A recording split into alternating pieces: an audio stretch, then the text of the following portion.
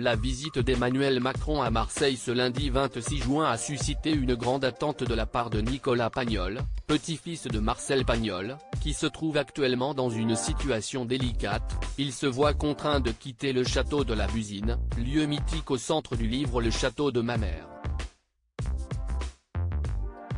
Un lieu chargé d'histoire est menacé. Cette affaire a fait grand bruit en Provence. Nicolas Pagnol, descendant du célèbre écrivain Marcel Pagnol, est contraint de quitter le château de la Busine, véritable symbole ayant inspiré le roman emblématique Le Château de Mamers.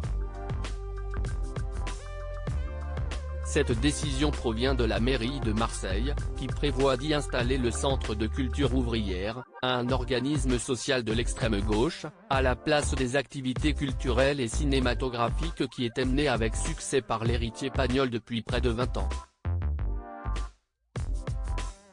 Ainsi, l'homme d'affaires avait l'intention de profiter de la visite du président Emmanuel Macron à Marseille pour récupérer sa propriété, rapporte Le Figaro.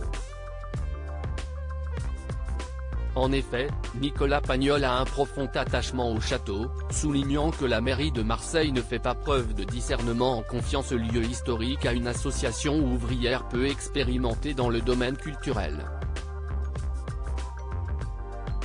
Des offres déroutantes et une situation tendue. Les élus municipaux, sous-estimant l'attachement des Français à Marcel Pagnol, auraient même fait une offre surprenante au petit-fils de l'écrivain. Le pire, si est-il qu'il me demande de rester comme président d'honneur.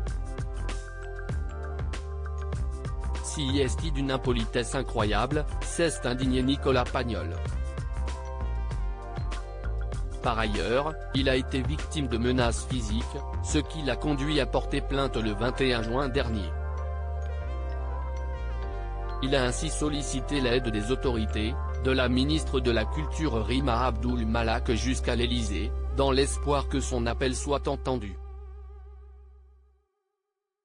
Selon nos confrères, Nicolas Pagnol avait espéré que le président de la République se rende au château de la Busine, situé à une vingtaine de minutes du Vieux-Port. L'espoir est encore possible, mais reste à savoir si son appel à Emmanuel Macron a été entendu.